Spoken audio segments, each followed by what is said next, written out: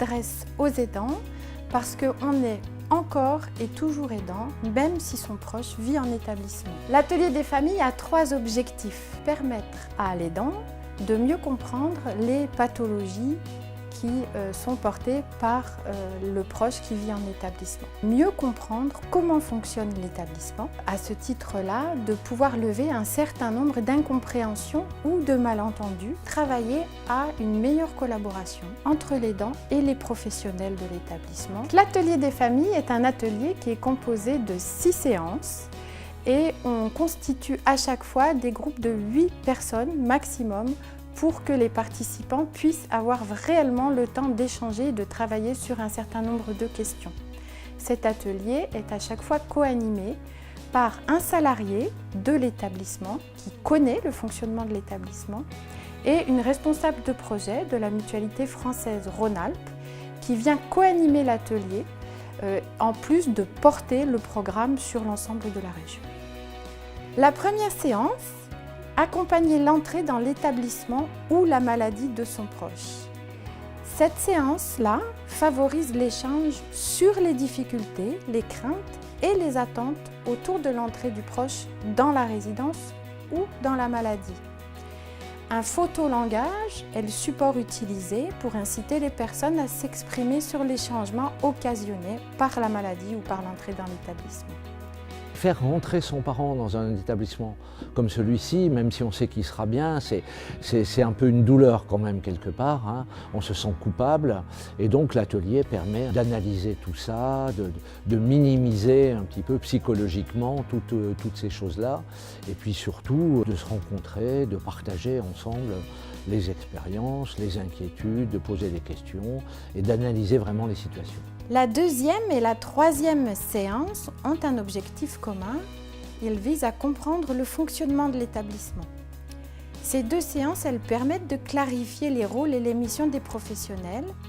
Dans un premier temps, à partir d'un support visuel, dans un deuxième temps, d'une visite complète de la résidence. Cette visite comprend des temps de rencontre avec certains professionnels. Pendant la visite, on ouvre toutes les portes. Le groupe vient à la rencontre de la lingère, du personnel de restauration, de l'aide-soignante en IPG ou en unité classique, du cadre de santé, de la directrice. Chacun explique son métier et répond aux questions du groupe. À l'atelier des familles, quand je me suis inscrit, personnellement, je ne savais pas ce que c'était. J'ai été fort intéressé parce que ça m'a permis de comprendre le fonctionnement des EHPAD, le fonctionnement de l'établissement. La 4e séance, elle a pour objectif de construire une collaboration entre la famille, le résident et les professionnels. Le travail durant cette séance se construit à partir de fiches qui mettent en scène un résident au cœur d'une situation problématique dans sa vie quotidienne au sein de l'établissement. Par exemple, un résident est réveillé chaque nuit par les cris de son voisin. Sur chacune de ces situations, le groupe émet des hypothèses sur le comportement du résident, imagine des solutions pour y pallier et voit quels sont les professionnels de l'établissement à qui il peut s'adresser pour collaborer à une solution commune. On a appris à bien connaître la maison, les différents locaux. On a fait la connaissance du personnel, ce qui est très important. Et après, on sait à qui s'adresser quand on a un problème. La 5e séance travaille tout ce qui est relatif à la communication avec son proche. Ici, le groupe travaille sur le vécu de la dépendance et de la perte de repères des résidents. Cette séquence pédagogique met l'accent sur la manière de parler, de se comporter, de s'adresser à son proche dépendant. Il ouvre la porte des 5 sens pour aller vers d'autres formes d'échange. Et enfin, la 6e séance qui vise à sensibiliser sur les gestes utiles au quotidien. Cette 6e séance est facultative, mais dans la plupart des cas, le groupe demande à ce que nous la mettions en place.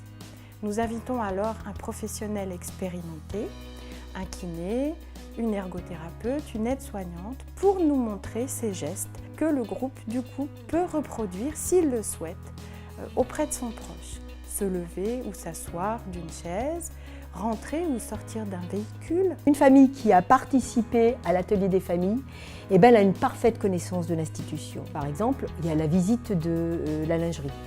Et là, on a beau expliquer à l'entrée que le linge délicat, c'est difficile de le prendre en charge par l'institution, parce que les familles n'entendent pas. Puis à partir du moment où ils ont visité la lingerie, et bien là, ils comprennent tout à fait qu'il y a des énormes machines, mais que ça passe dans le sèche-linge, et qu'effectivement, le damar et le pur laine, ça n'aime pas le sèche-linge. Donc ça permet aux familles d'accepter, encore une fois, qu'on ne fasse pas ce qu'elles faisaient à la maison avec leurs parents. Je me posais des questions, une fois quand on n'est pas là, comment ça se passe? Et du fait de connaître mieux l'établissement, les responsables, toutes les personnes, on est quand même rassuré. C'est vraiment le moyen pour les familles à un moment donné de se poser et puis de pouvoir aborder ensemble avec d'autres familles et avec des professionnels le fonctionnement de l'établissement et l'accompagnement au quotidien de leurs parents. C'est vraiment un outil qui permet aux familles, à l'institution et aux résidents d'avoir une meilleure communication ensemble pour le vivre ensemble, pour la compréhension de chacun. Et ça permet de créer ce lien de confiance qui après va évoluer sur une communication plus directe. La dynamique collective aussi permet à chacun de s'exprimer et sans être non plus dans l'analyse des situations personnelles, mais vraiment dans un fonctionnement global. Et c'est ce que les familles apprécient. Pour que cet outil ait un intérêt sur le long terme, il faut que ça vienne d'une démarche volontaire.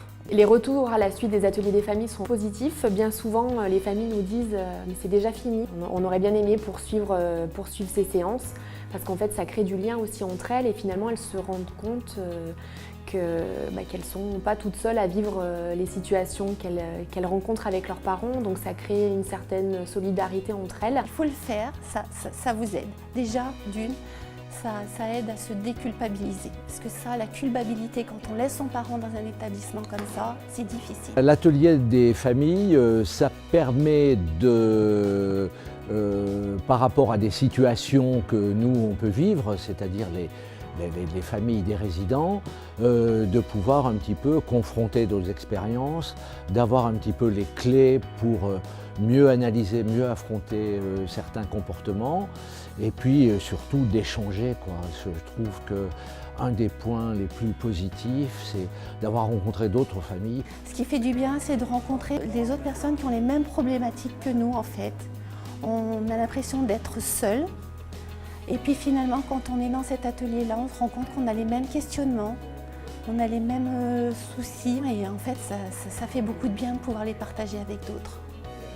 Ça nous permet de pouvoir mettre en mots ce qu'on vit, ce qu'on a ressenti, les émotions, tout ce qui nous pèse et qu'on dit à personne parce qu'on n'a pas envie d'embêter les autres. Et là, on se retrouve toutes dans la même situation, donc de ce fait, on peut parler et lâcher nos émotions. On est restés unis, on s'est échangé nos adresses, donc ça c'est bien. Alors le jour où il y en a un qui a un problème avec son résident, il voit l'autre, et tu sais comment ça se passe là? Ah, ta maman elle va bien aujourd'hui, voilà, c'est intéressant ça, l'atelier des familles.